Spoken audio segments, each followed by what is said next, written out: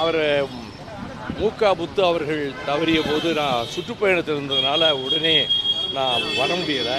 அது துக்கம் கேட்டுட்டு அவருக்கு எப்படி ஆச்சுங்கும் போது அவர் டெய்லி வாக்கிங் போயிட்டு இருக்கும்போது லேசாக நாள் தள்ளுற மாதிரி இருந்தது. அதுக்கு மறுநாளும் போனேன், 3ஆம் நாளும் போனேன். பிறகு பல்ஸ் பார்த்தா 40க்கு வந்துருச்சு. ரொம்ப இது உடனடியாக ஹாஸ்பிட்டல் போய் சேர்க்கணும்னு சொல்லி அப்புறம் உடனே சேர்த்தாங்க. பிறகு உடனே டாக்டர் தனியாத்தில் வந்தார். அங்குள்ள டாக்டர்கள் செங்கோட்டுவேலு எல்லாம் எடுத்து பார்த்து செய்ய வேண்டிய வைத்தியத்தை செய்துட்டாங்க. அது என்கிட்ட பத்திரிகையாளர்கள் கேட்டாங்க, முதலமைச்சர் எப்பொழுது தன் பணிகளை தொடர்வாருன்னு என்கிட்ட ப்ரெஸ்ஸில் கேட்டாங்க. நான் சொன்னேன், ஏற்கனவே மருத்துவமனையில் இருந்தவாறே அரசு பணிகளைத்தானே அவர் கவனித்து கொண்டிருக்கிறார், ஓய்வு எடுப்பதாகவே தெரியவில்லையே அப்படின்னு நான் ஏற்கனவே சொன்னேன்.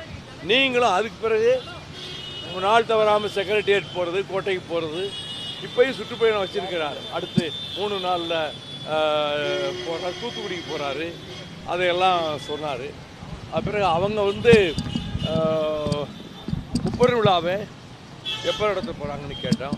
செப்டம்பர் 17 கரூரில் நடத்துகிறதா இருக்குன்னு சொல்லி சொன்னாங்க. அப்போ நான் சொன்னேன், நாங்கள் 15 செப்டம்பர் 15 பேரறிஞர் அண்ணா பிறந்தநாள் விழா 117வது விழாவை திருச்சியில் வச்சுருக்கிறோம்.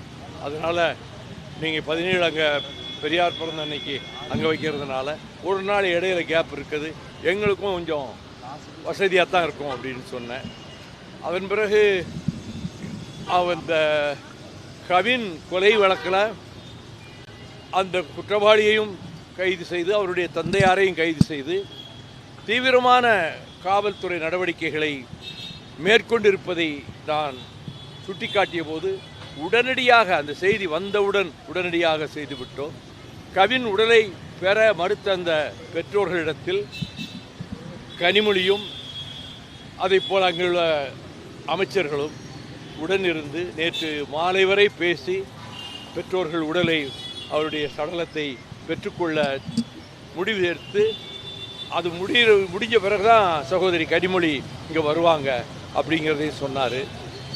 பொதுவாக ப்ரெஸ்ஸில் நான் சொல்கிறது, இந்த ஆணவ கொலைகள் என்பது நிறைய நடக்கிறது காவல்துறை உடனடியாக நடவடிக்கை எடுத்து கைது செய்து என்னதான் செய்தாலும் கூட இன்னும் அது குறித்து கொஞ்சம் கடுமையான சட்டங்கள் கொண்டு வரப்பட வேண்டும் என்ற கருத்து பரவலாகவே இருக்கிறது.